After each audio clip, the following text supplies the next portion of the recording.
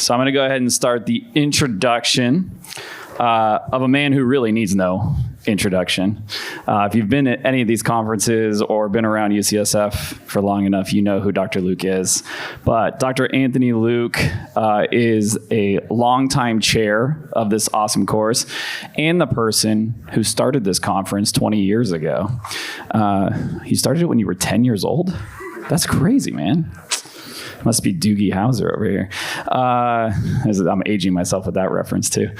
He's an amazing clinician and teacher, a professor in the Department of Orthopaedics, director of the UCSF Human Performance Center, and the co-director of our high school outreach program, UCSF PlaySafe. Dr. Luke's clinical experience includes conservative treatment of sports and orthopedic injuries, musculoskeletal ultrasound, and pediatric sports medicine. Dr. Luke is our running medicine and technology innovation expert. In our Human Performance Center, he studies running mechanics. He has studied marathon medicine and has developed an app to help streamline medical coverage at major athletic events across the country. He's a great doctor, great colleague, great mentor, great interprofessional collaborator. Please join me in welcoming Dr. Anthony Luke. Great, thanks, Danny.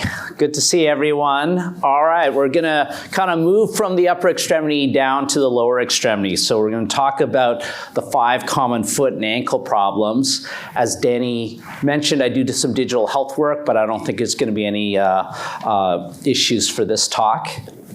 So just to give you a brief overview, I'd like to talk a little bit about the anatomy of the foot and ankle and then dive into 5 common areas. If you do see foot and ankle problems, heel pain's definitely common. We're going to talk a little bit about tendinopathies, ankle sprains, stress fractures, and bunions.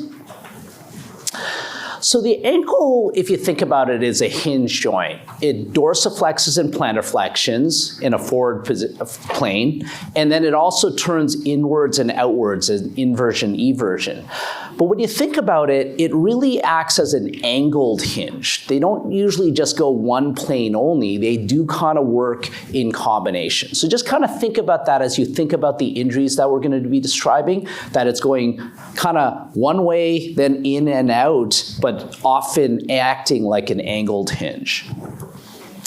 And then when you look at the foot's very complex, 26 bones. I like to think about it as, you got your hind foot, your midfoot, and your forefoot. And I get the benefit of being able to do the exam part afterwards as well. We're gonna talk about how all these 3 parts work together as you take a step. But that midfoot really is critical. Just like we talked about in the wrist, it unlocks and locks. So when you think about that arch, that midfoot's right in the middle there. As you walk, it's very important whether it's stiff or if it's gonna unlock and let you adapt to the ground. So again, think about hind foot, midfoot, and then the forefoot, which is your raise and toes. And while the foot and ankle is the first point in contact with the ground, so it's taking tons of stress, everything up at the feet, ankle, or higher up is going to potentially affect that. So we're going to talk a little bit about structural problems that happen if you get problems with the foot and ankle, and then obviously functional thing, how much weight that foot has to take is going to all be a problem. But a lot of times you get a lot of patients, they have their knee arthritis or their hip arthritis flaring up, then their tendinitis starts coming along. So just kind of think about other things that might be affecting the foot and ankle. So I smattered a few cases in there as well. So we've got a 25-year-old sprinter. She just took off out of the blocks at the start of the race and she felt like something hit her in the back of the leg. Classic story. She comes up limping, didn't finish the race. She comes over to the sideline. This is what she looks like. So take a look at that picture. Think about both sides aren't the same. Think about what might be the problem. And what is the diagnosis here? Is it an Achilles nodule, a gastroc tear, a drop foot, Achilles tendon rupture, or a stress fracture? Oh, we got somebody lift their hand there? What do you think? Number 4, yeah, it's an Achilles tendon rupture. If you take a look at the picture again, you'll kind of see that you can see the Achilles on the right side. You don't really see any defined tendon on the left side. And she's lost the normal plantar flexion, right? The calf usually has some tension. So you've seen that it's kind of in neutral position. So the Achilles tendon ruptures, you kind of hear about it in pro sports. You know, Aaron Rodgers got back from that. Klay Thompson's had that. So, you know, we have the Thompson test, which is you basically have them in that prone position. You just squeeze the calf. If the Achilles is there, that tension will be there and the foot will plantar flex. But if it's very minimal motion, and compare it to the normal side, that's how you kind of do that. And I'll show you on the exam thing, but it's very useful. But a lot of times they go to the emergency room. This is one of the number 1 misdiagnoses that happen.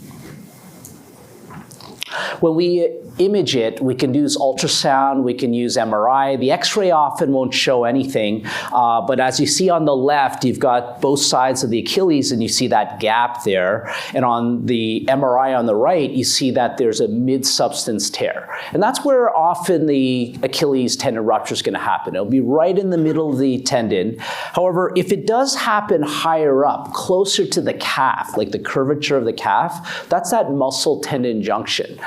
That doesn't give the surgeons a lot to repair it surgically if it's close to that muscle tendon junction. So depending on where they're sensitive and where the tear is, the treatment options will vary. Now, you know, like a lot of things that happen in sports medicine and orthopedics, there's this pendulum swing. Like, do we operate on them or we don't operate on them? There's a lot of evidence out there that conservative treatment options for Achilles tendon rupture can work well. So this is an example of a boot that they've got. It's called the Orthopaedic. But a lot of times we're putting them in a boot. We want to get them in a little bit of plantar flexion early on. So you want to get them limiting their weight bearing early on, but even some of the studies now is getting them immobilized but allowing them to weight bear. So there's actually studies that get them to fully weight bear even at 0 weeks, as long as their foot's at 20 to 30 degrees of plantar flexion. So sometimes we're getting boots like from off the shelf, or people are borrowing boots and we're sticking all these wedges in. Like, there are other products. These things cost maybe a couple $100, but if you got to wear this thing for 6 to 8 weeks, that might be worth it if it's way more comfortable. And then some of these studies are actually moving the people earlier so they don't get too stiff, and making sure that calf doesn't atrophy. So just kind of, when you're thinking about it, if you know that person's going to go conservative, doesn't want surgery, then, you know, it might be very reasonable to get them in one of these boots early and then get them with a good physical therapist and get them on one of these protocols. Because really, and this thing on the left, this is a night splint. Like, who wants to wear that big bulky boot all night? This is a cool kind of splint that just goes in the front, and then it stops the foot from being able to dorsiflex. A lot more comfortable. The opposite is going to be surgical. Like, we can definitely, if you have a mid-substance tear in someone who's young, pretty active, repairing it is definitely an option. So if you think that patient kind of is a potential candidate, then referring to the local foot and ankle surgeon is definitely appropriate. The problems with surgery when we sew it up is there's not very much skin there. You can get wound problems, you can get infections. So you really balance that. So for young patients that are going to be active like pro athletes, they're going to consider probably a repair. But conservative may work well. So if you take a look at this was a young basketball player that actually treated it conservatively because he was close to the muscle tendon junction. But if you look at his right calf, you see it's a little skinnier there. And then here's the athletic trainer kind of checking the dorsiflexion, and it's the right ankle. So you see that the ankle is a little more slack. There's more dorsiflexion afterwards. And, you know, he couldn't dunk on his right foot anymore. But he got back playing and stuff like that. So to kind of wrap up more about Achilles problems, Achilles tendinopathy is usually not the full rupture. Sometimes you even get tendinitis before something bad happens. But because you're always loading, you often get this in your runners, right? Or your dancers who are jumping and doing things on point. So when you're using a lot of calf activity, you might get little micro tears. It gets inflamed, so you get tendinitis, but then you might even get a painful nodule. Anyone have that or seen that? Super sensitive. And that's once you get that, it's a little harder because now you got structural issues. We often check for your calf flexibility. Again, you get a lot of Achilles tendinitis. They get a little tighter on the calf. So this kind of was an older kind of study that came out. We talk about the risk factors from Achilles tendinitis. A lot of those foot and ankle issues we talked about, like foot shape, whether you're flat or too high, again, weight, a lot of those things we talked about in terms of compensation. Like you've got too much load on these things, it's not going to work so well. But here's a newer paper that actually had more risk factors, and you can kind of see now we're talking a lot about more kind of intrinsic problems or medications that we're giving them.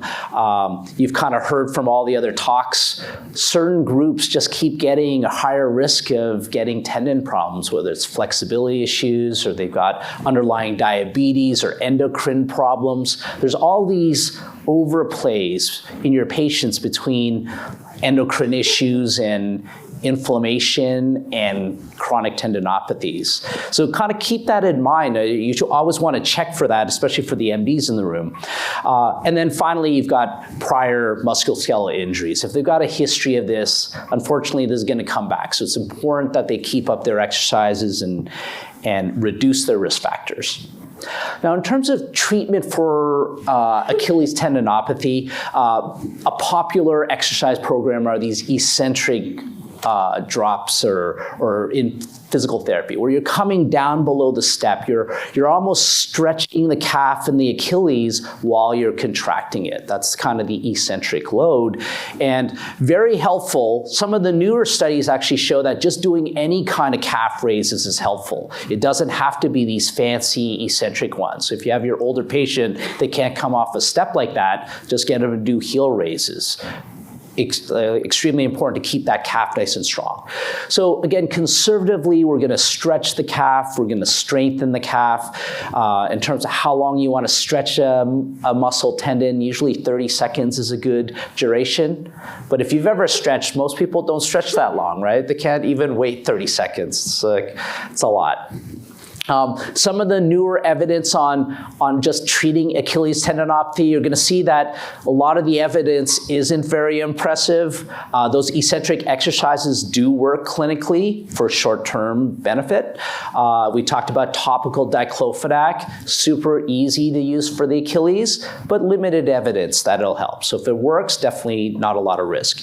Dorsiflexion night splints to stretch people. It's kind of the opposite to that plantar fascia splint that you have. It'll bring them into dorsiflexion. Again, limited benefit, but if you had bad Achilles, you can't walk around, like you might wear it, right? Shockwave. Shockwave is something where we use kind of high intense ultrasound to kind of break tissue up, stimulate deep tissues to heal. There's some evidence, you might put it in your PRP category. A lot of times it's like what you do if things aren't getting better. Therapeutic ultrasound, not a lot of evidence, but again, something that might just warm those tissues up, symptomatically feels better. NSAIDs, temporary relief, and then surgery.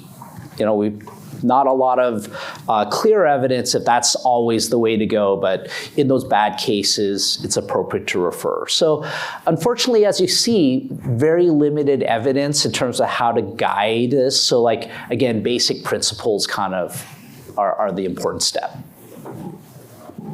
Okay, let's go to a second case. We're now moving into tendon problems. So we got a 53-year-old lady with a history of pronation, and she's always been having some medial ankle pain for around 4 months, and then all of a sudden when she's walking through the airport really fast, her arch kind of collapsed, and she had difficulty going up on her tippy toes. So this is what she looks like. So you can compare, both sides aren't symmetric like the last case, and you can think about what's wrong. All right, so what's your diagnosis? Is this flat foot deformity, posterior tibialis dysfunction, a drop foot, a Lisfranc sprain, or an L5-S1 radiculopathy? Anyone want a brave sticking their hand up?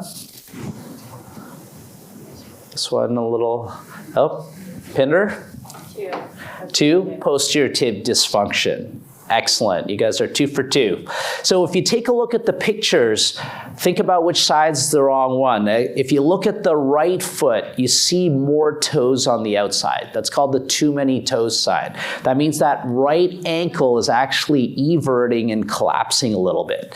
So if you take a look from the front view, you see how her foot's kind of turned out a little bit more in external rotation. And when she goes on her tippy toes, she might have a lot of difficulty on that right foot. So good job. And when you think about, we often refer to tendinopathy because it's not just inflammation, it's not just one thing, it's just a problem with this tendon. And if you think about it, like tendons often work like these pulley systems. We talked about how forces will act on these things. That's the whole point to these tendons, right? To generate force and make our muscles lever our joints. You look at the one on the left for the knee and the patellar tendon. On the right, you got the Achilles and the plantar fascia, which is on the bottom of the foot. And what happens as you start loading these tendons, you get little micro tears. That's got to heal up. They scar up, and now you start getting tendinosis. So in the image on the left, you got healthy collagen fibers on the left, but if you get a tear or some chronic tendinosis, it starts breaking down, right? And starts making all the scar tissue, which isn't stretchy or useful. And kind of to go one level deeper, as your body's trying to recover, a lot of these immune cells are all part of it. Like that's what kind of mediates all your scar tissue formation and things like that, which kind of goes back to why we're all talking about orthobiologics, and I'll talk about this a little bit more tomorrow. Why does PRP help in these situations? Why do we need to maybe get growth factors or anti-inflammatory mediators to this area? It might be to try to help that area heal better. So when we go back to our posterior tibialis dysfunction, we talked about how that foot collapses a little bit because that posterior tibialis, which runs right on the inside ankle, helps you invert your foot and go on your tippy toes. So people who get kind of natural pronation for a long time, or they're a little heavy, they're always stretching it. And then if they try to push it too much, it might just snap on them.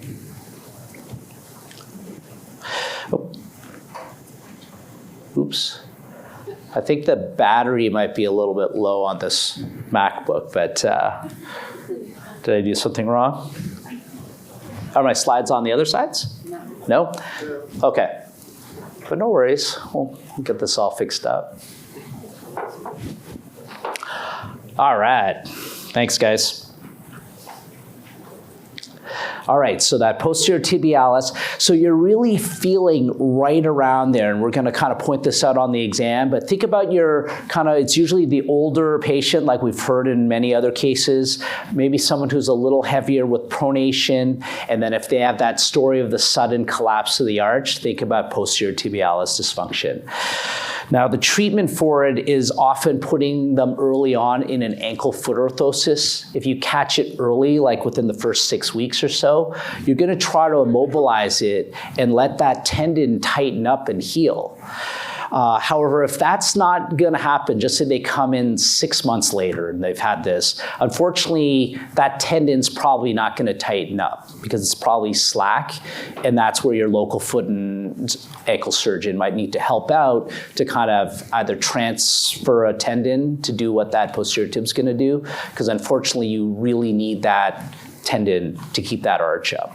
And if it's not gonna come back, they're probably gonna have to transfer a tendon to do the job.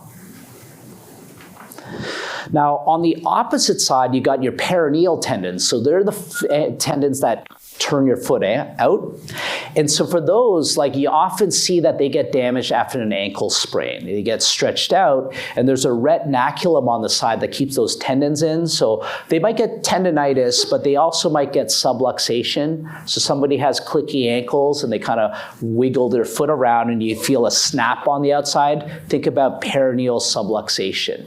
Again, usually someone who's a little more flexible, maybe turn their ankle, and now they get clicking on the side. And I'll show you how to examine for that. So for that one, good PT, try to strengthen them. However, if they've really torn the retinaculum and that tendon's flipping around, unfortunately, the surgeons might have to do something to tack that down. All right. Another case now. We got a 48-year-old tennis player who's been getting heel pain for 3 months, but it's getting to the point they can't do it anymore. They wake up in the morning, they get pain for the first 20 minutes until they kind of warm it up and walk around, and they had a similar episode of this a year ago that went away on their own. This probably already sounds familiar to a lot of people. All right, what's the next best step for this patient? We're gonna partially weight bear them with crutches, like they can't play tennis right now. Send them for an x-ray of the foot. Rest them for 2 weeks, no sports, eccentric calf exercises, or send to orthopedics. Anyone wanna tell us what you would do? Anyone? Bueller? No? Okay, we got somebody over there. Calf exercises. Well, definitely you want to strengthen them and exercise them. I think that would be a good choice. I also go for maybe number 3, just getting them to stop playing tennis for a little while, just because sometimes things are so inflamed, like we talked about those tendinitises and such. So plantar fasciitis is going to be right on that heel, and I'm going to show you on the video, but look at the risk factors. Exactly the same stuff as Achilles, right? Foot and ankle problems take a lot of load. Bad structure or bad function is going to lead to problems, right? The longer those problems have been around, the longer it's going to take to get better, right? Because we showed you about the immunology and like the scar tissue that starts forming in these things. If you imagine this has been hanging around for 6 months, it's not going to just go away in a week or two. But that's what your patients expect, right? They're like, okay, can I just take it easy off my running for 2 weeks? And then when can I go back? They're always asking you that, right? So you gotta kind of get that in their mind. You look again at the risk factors. Same things again. Footwear, important in this situation. So again, when we look at the x-rays, sometimes there's that traction spur, but you guys have probably heard that story that just because you have a traction spur does not mean you have plantar fasciitis or painful plantar fasciitis, but having plantar fasciitis usually is a higher chance that you will have a traction spur because it's just pulling on that. So that's how those traction spurs develop. But some people just naturally make spurs all over their body. They have like a predisposition to doing that. So again, the x-rays are nice, but they're not always so helpful.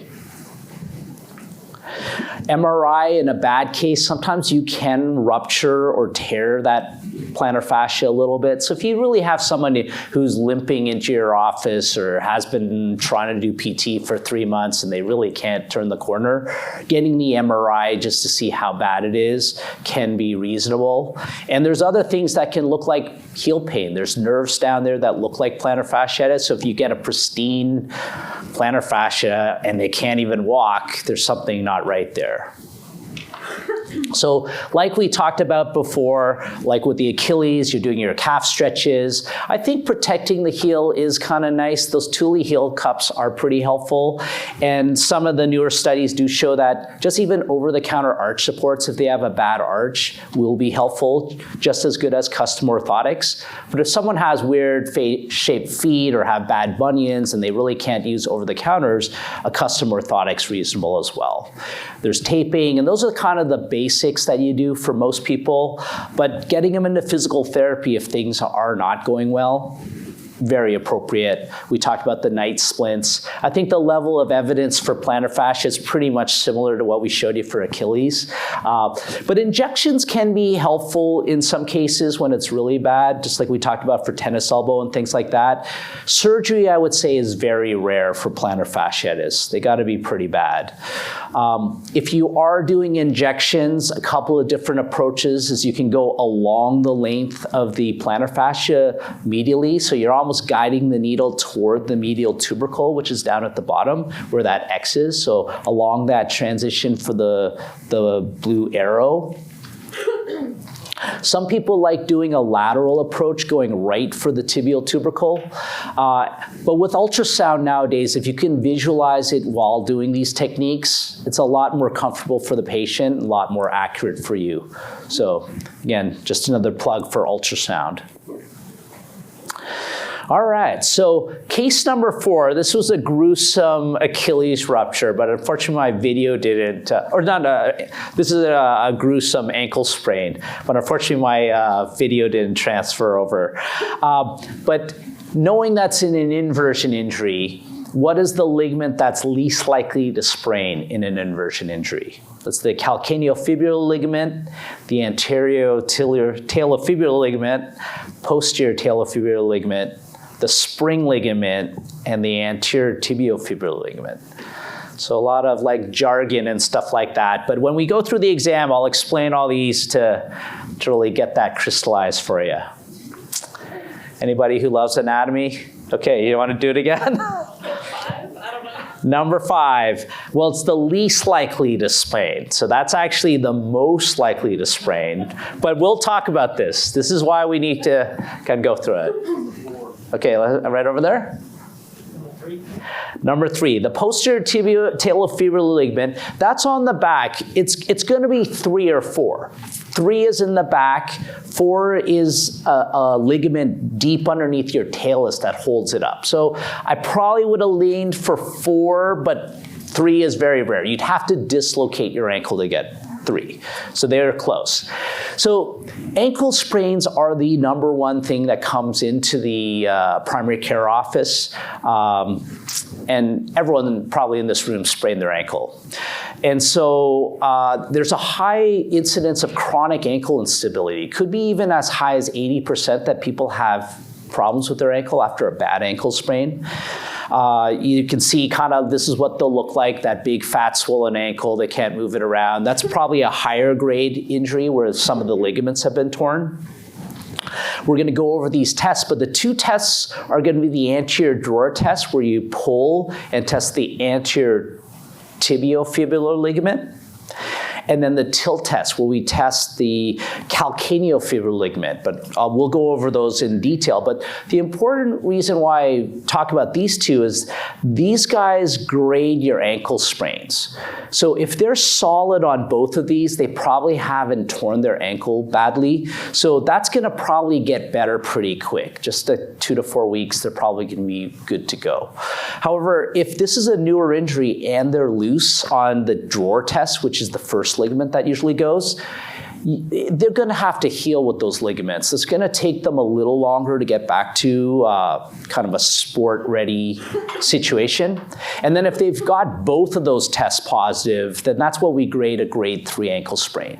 That's probably one that's going to take 6 to 12 weeks. Doesn't mean they can't get back to sport, which we'll talk about in a moment, but to heal fully, it's going to take a while. So this is where this is an acute ankle injury. We ice it, we compress it, we put them on crutches if they can't walk on it early on for the first few days. But this is one that we want to move quickly. We don't want to put them in a boot for a few weeks and get them moving quickly. And I won't get too in-depth on this graph, but this graph is important because on the left going down, the curve is the pain level.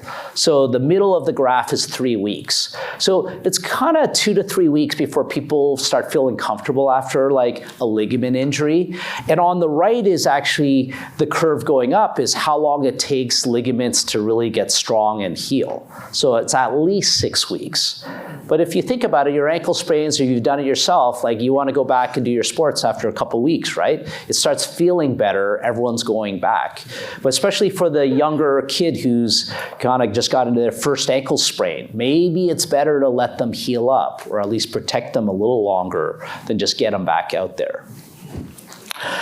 In terms of the rehab, we're always focusing on getting their pain down. That's usually associated with the swelling that they get, and the swelling is usually associated with the range of motion that they have available. And then once that's kind of getting past that 2-3 week mark, now we're really focusing on strength and restoring the function, getting their range back, and then get to the sport-specific activities. But that might not come until 6 weeks for a bad ankle sprain. Now, some of the newer kind of evidence out there, they're assessing different things. It might be something that the doctors don't think about, but very easy for you to check in your office if they can't get to PT or there's a long wait time. One of them is just seeing how much dorsiflexion they have. So if you look at that diagram, they're just kind of almost squatting in a position. We're just shifting their weight forward. If you do the yoga, it'd be like doing a warrior position, but shifting your knee forward and seeing how much dorsiflexion they have on one side versus the other. If they're limited, that might put them at risk for their ankle problems.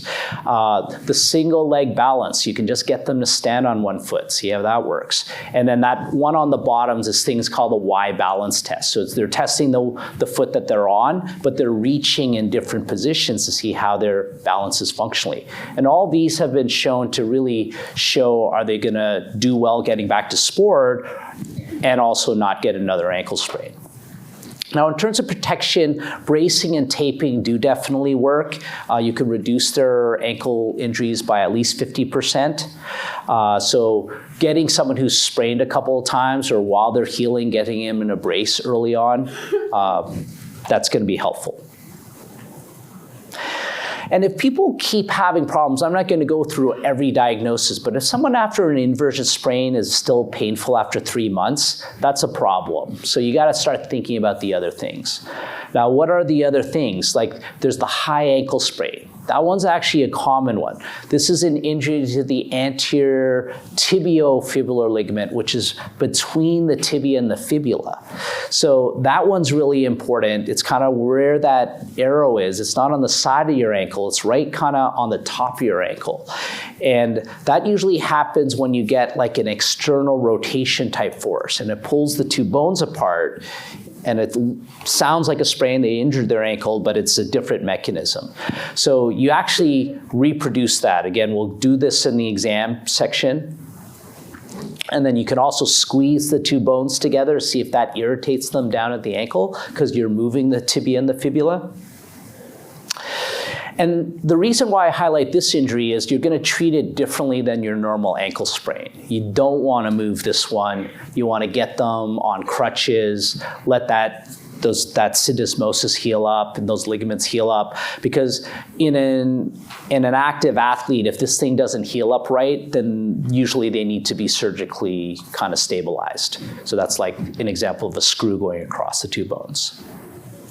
Okay, last case, and we'll get into the exam stuff. So you have a 17-year-old female basketball player. She comes down from a rebound, and she gets pain over the lateral foot, can't weight bear. She's been having pain in that area for 4 weeks, but she was able to practice. She just had some soreness, but after this injury, she can't go. And this is the x-ray that you get. So you can think about where that fracture is, if you can kind of see that line kind of going across.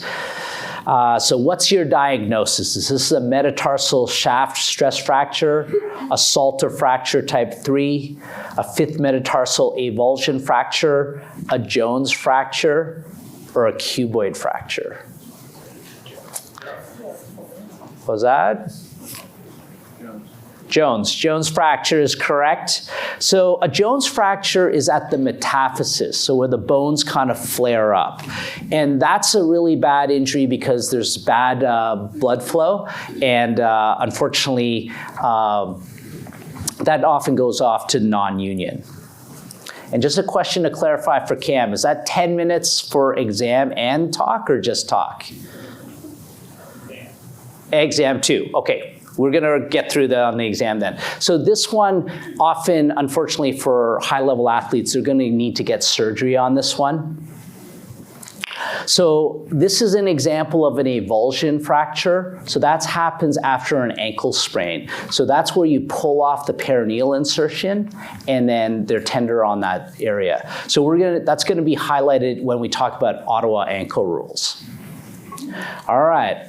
So in terms of stress fractures, I think the big take-home point is that they just take longer than you think they're going to do to get better. So just give them the longer time. Like stress fractures are probably on the order of 12 weeks plus. So just don't give them something like it's going to be fine in 6 weeks. Otherwise, they're going to be upset. All right, so the last kind of section was about bunions, but maybe we can talk about that while we do the exam portion. You can read about that. So maybe we will convert over to get to the exam portion, if that's good.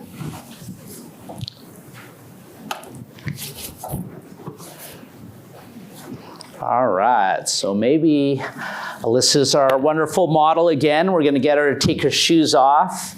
So Alyssa's a dancer, so she should be really good at everything I check on her. All right. So I kind of like to do all my exams in look, feel, move special tests.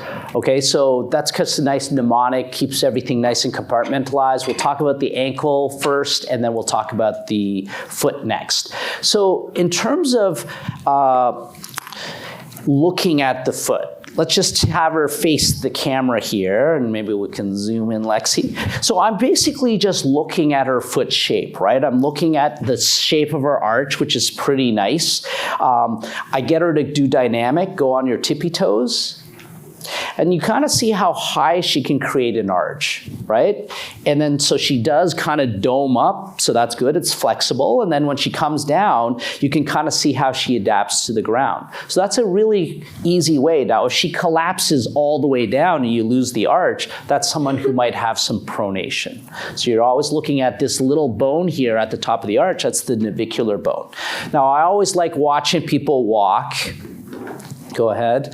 And now you kind of see if they're like antalgic and what phase are they getting. Remember we talked about the hind foot, midfoot, and the forefoot. Like does she hurt when she hits the ground, when she kind of takes weight on it, or when she toes off on it? So like thinking about your toe problems and bunions and all that kind of stuff. So you kind of get a good sense of the function right away from watching her walk. And now if you want to hop up there, so now, oh, actually you can just sit on the side, that would be perfect.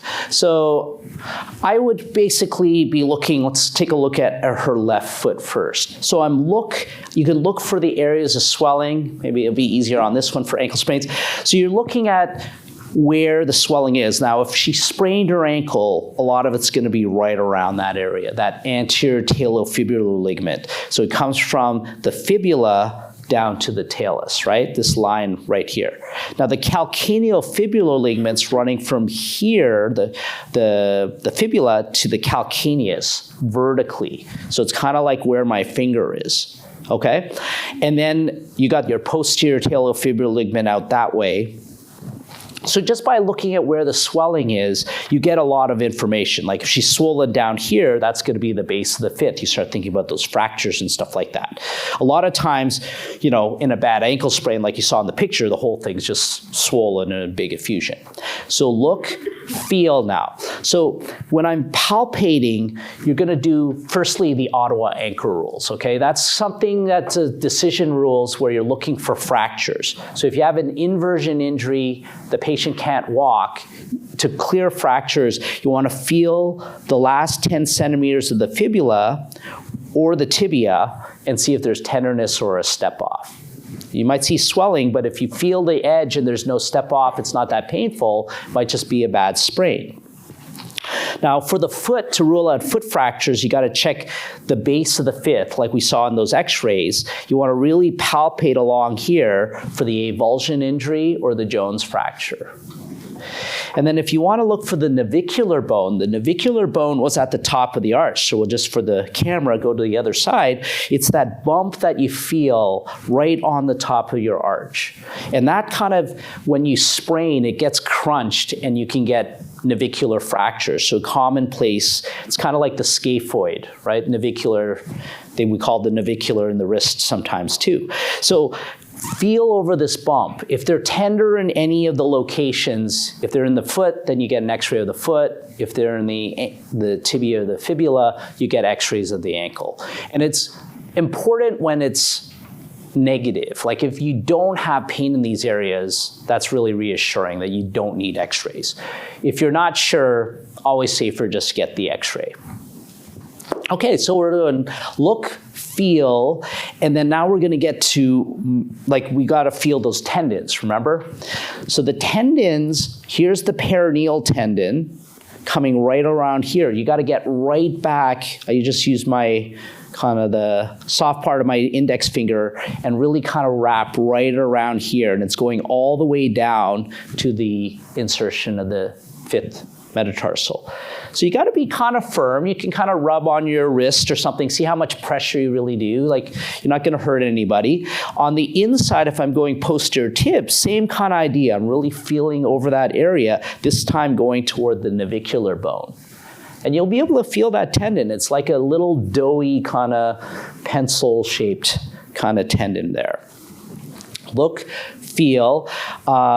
Achilles tendon, you're kind of coming right down. Muscle tendon junction will be all the way up here, but then you're kind of getting into the part where it's all tendon. So I'm kind of pinching it as I go down, and then if you feel that nodule, don't squeeze on it too hard because they're usually, they'll jump on the table or kick you or something. But a lot of times, like, there's a little bursitis as well right in front of the Achilles. That's the retrocalcaneal. It's the retrocalcaneal bursa that's right there, and that's often a very tender spot. If that's the only spot they're sore, that might respond well to an injection. And then for plantar fascia, you're looking at the medial tubercles. So if this is the calcaneus in the hind foot, you're looking right on that spot right there. And sometimes if you can't see the plantar fascia, you can dorsiflex the toes, and some people, you can see it going all the rays coming right down into this spot. And like, some people do get pain on the plantar fascia itself, higher up, and you might feel like Rice Krispie type stuff. It's like all inflamed. Just kind of get down there, but like, it's usually like a button, kind of like tennis elbow. You just hit on that and then they hate it. Okay, so that's look, feel. Now we're gonna move. So dorsiflexion, you're kind of coming up this way. I like looking at the outside part of the 5th ray to see what's the angle. Now this is neutral. She's a dancer, so she's on her toes quite a bit. So she's a little bit on the tight side. She's just getting to 0. But some people usually get to around 10, 15 degrees. All right, and then plantar flexion. This is kind of the angle. She's probably getting around 50 degrees or so. Cool. Okay, you can do your motor strength testing, like inversion, eversion will be important for like peroneals and the posterior tib. That's just manual muscle testing. But let's get to those special tests. So you want to bend the leg here, have it hanging. So a little trick is, I like using my fingers on the bottom of the foot to kind of reduce the plantar flexion. Because if they're too far down when you do your door test, it won't work right. So you just got to kind of lift her foot there. So I'm wrapping my fingers around the heel, and then I'm kind of fixing the tibia so she doesn't move. And it's with my right hand I'm pulling forward to see if that moves. Did you ever sprain your ankle? Mm-hmm. Which one? This one. This one? Okay, so I better check. Maybe she's just a good healer. Awesome. So you're really like, it's normal to see around 3 millimeters. Like, everyone's got a little bit of give. I wouldn't say you're really loose. You don't have problems, right? Okay, and then so for the tilt test, same kind of idea, but this time I'm gonna kind of hold the foot up to keep it in neutral. This time grab the heel and I'm gonna tilt inward. And I'm just pushing in like that. So then the nice thing is you got both sides. So if you think it's a little bit loose, just check the other side. So if there's more inversion than the other side, that might be an older injury, right? Okay, so we talked about the high ankle sprain. That one you're gonna externally rotate and evert the foot. So the mechanism of injury is this way. It's kind of like your ski goes out on the side or someone tackles you and your foot was dorsiflexion, like grabs your foot. And you can imagine it almost splits the tibia from the fibula and then it'll damage the ligament right up here. So think about all these mechanisms. A lot of the ways to test for it, you just reproduce the mechanism. So you just hold it there and you just force it. And you see if they hurt right in that spot. Then there's the squeeze test. You can kind of take the tibia and the fibula and you can squeeze them together because you're compressing up here, it'll put pressure down if it's unstable. So that's another way to have pain there. And then for the Thompson test, that one's pretty easy. You'll just lie on your tummy and just flip over there. And then you look for the natural plantar flexion of the feet, and then you just squeeze. And then you kind of see how her foot kind of points down. If it wasn't, it just won't do anything. Plus, she'd probably be sitting like that. All right. How are we doing on time, Danny? We are, sorry. I can just yell. We are out of time for the exam, Okay. But we've got question and answer time, which is Okay. everybody's favorite time. You ready Okay. for some questions and answers? All right. Yeah. If there's any questions about foot exam, let me know. Oh man, there's lots of questions about feet, but Okay. yeah. Let's go. I'll just start at the top. Is posterior tib dysfunction similar to tarsal tunnel syndrome? No, it's very different. Like one's going to be a structural problem where you have the tendon that's maybe damaged and stretched out. So that's going to cause a functional problem on your foot. Tarsal tunnel syndrome, whereas the posterior tibial nerve is trapped just like carpal tunnel syndrome. So that's going to be a neuropathy. So you got to find out why it's tight in that tarsal tunnel. And then treatment-wise is very much like what Dr. Hadamiya talked about for carpal tunnel. Might do some injections and stuff, or surgery. Can you explain how a ligament repairs itself after a significant sprain? Yeah, so a ligament heals by scar. Just like you cut your hand, there's going to be scar. So basically, if the ends are close together, it's going to kind of just try to rebuild. Your body's pretty smart on that. Now, if you're walking around, if it's getting pulled apart, you can imagine it might stretch in a loose position. That's not going to be great functionally, right? You saw the Achilles example that I showed you, just slacker. You need enough tension to be able to generate force. Otherwise, there's going to be dysfunction. So that's why we just got to give it enough time. If your ankle sprain is kind of immobilized in a brace and they're not really stretching it too much, there's probably not that much motion, and that's why people get better. So. All right, kind of takes us into the next question. What is the reason that you want to brace Achilles tears in plantar flexion during the day and dorsiflexion at night? Okay, so good question. Actually, you do not want to brace them in dorsiflexion. You must keep them in plantar flexion all the time, which is a nightmare. Like, so basically they're going to shower with a bag on their foot. Like, you do not want to let them plantar flex early on. Until you see those graphs. Remember the graph, around 3 weeks it's starting to get good, but it takes 6 weeks to go. So with an Achilles, you can't mess around with that one. That one, you gotta get them from day one. Like, you cannot mess this one up. You can weight bear with it protected, with the foot down, but you cannot try to step on it. Because if it stretches, just like we talked about, this ligament healing, if it heals slack, not gonna work for you. So try to keep them down in plantar flexion night and day. All right. If a 50-year-old female gets a fifth metatarsal fracture while inverting her foot during a run, she did not trip or fall. Is this a pathologic fracture or just a stress fracture? And do you recommend a DEXA to look at bone density? Yeah, great question.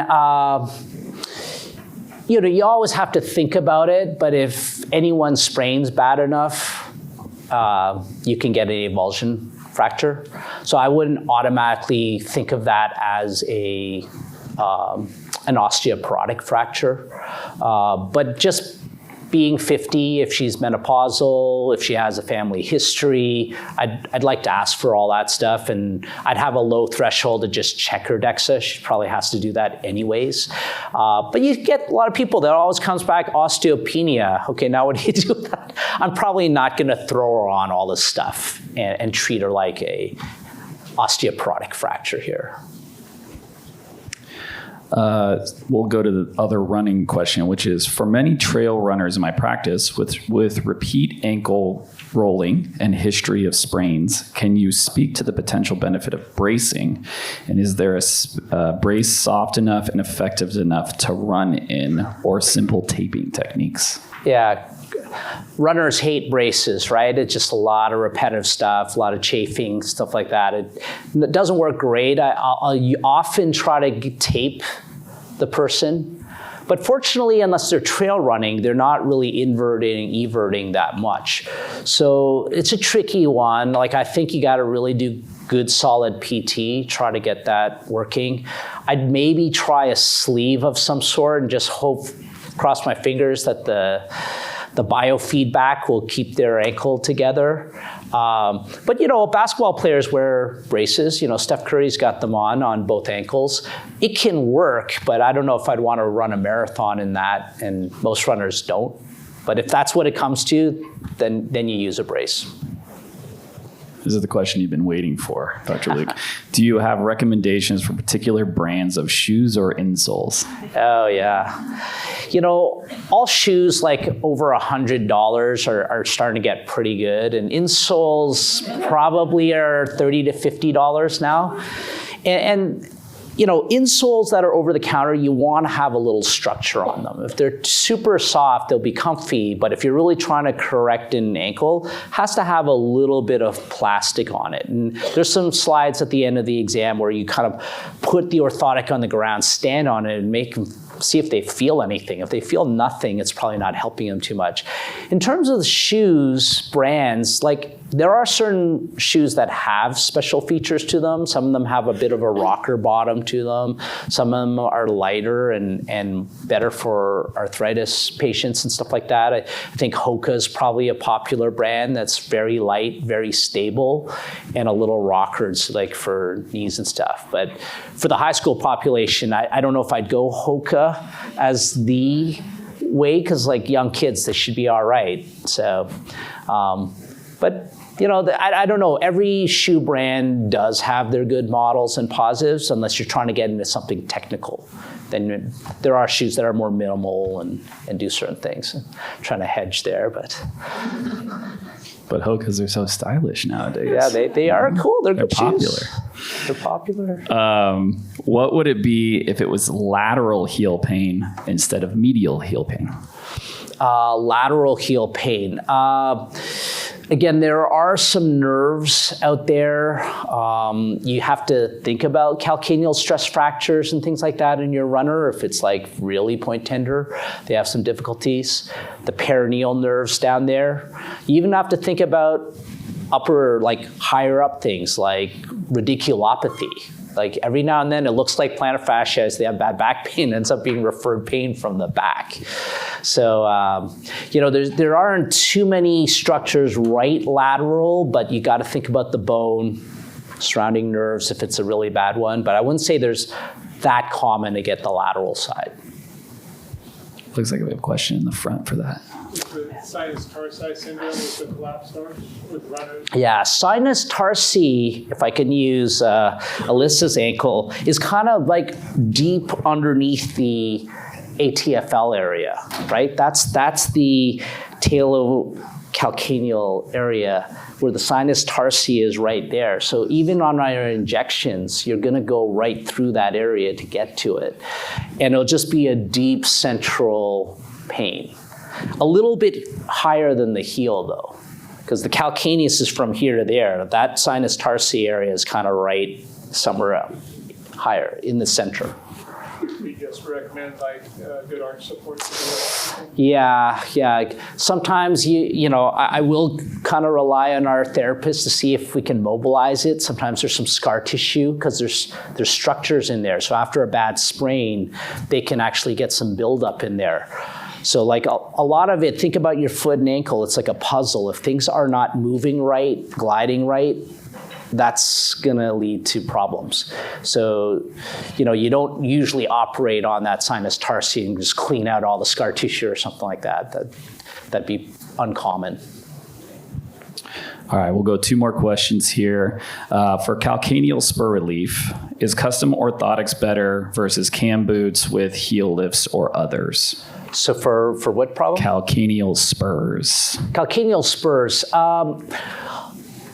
Yeah, calcaneal spurs are actually a really, like I highlighted that x-ray on purpose. Like people get focused. They love seeing a problem, right? Something visual that's tangible. They're like, oh, I got this spur. What do I do about this? It's like, you got plantar fasciitis. No, I've got this big spur. I got to do something about it.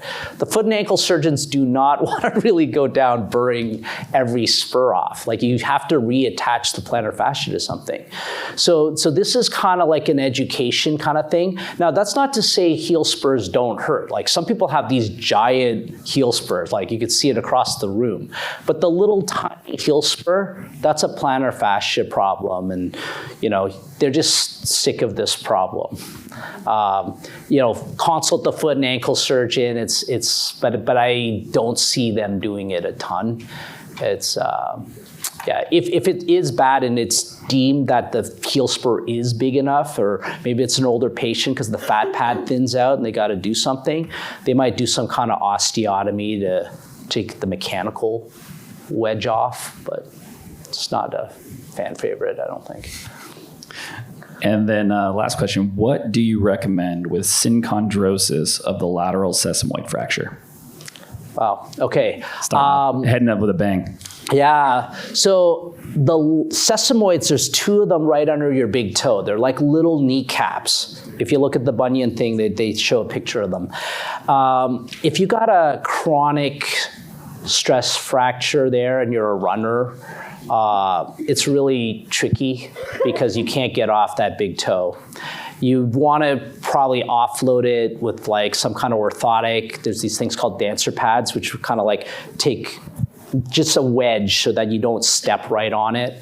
But if it's chronic, you'll start injecting it, steroid, PRP, and then if that really doesn't work, then you try to remove it. But they're tricky because you have to keep the sesamoids in perfect position. Like you remove one of the sesamoids, if it pulls the other one out of position, they're kind of stuck. And now they got a bigger problem on their hands. So definitely a good foot and ankle surgeon who does a lot of these kind of surgeries would be recommended. And it's a tough one. People just want to run on this thing, and it's a weak spot. But I'd probably try to go conservative as much as possible. All right, Dr. Luke, we're going to ask one more question because I think it's a good question. Can you talk a bit about heel fat pad necrosis differentiating from spur or plantar fasciitis? Is there anything that can help? Yeah, everyone loves that heel spur. It's a tricky one. Like if you really think the fat pad's atrophied, that might be a scenario where you do get an MRI on this. Try to see what's going on in the fat pad itself. There might be some edema in there, or kind of show you a lot of edema in the plantar fascia.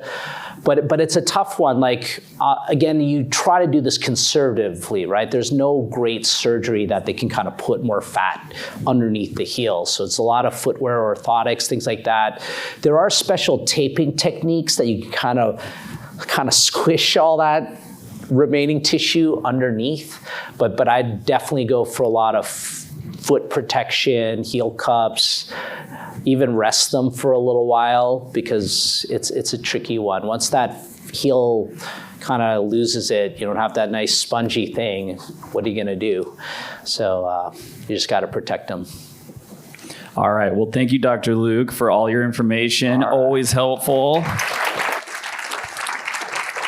Thanks, Alyssa, again, for not having heel spurs or any issues for the next 10 years.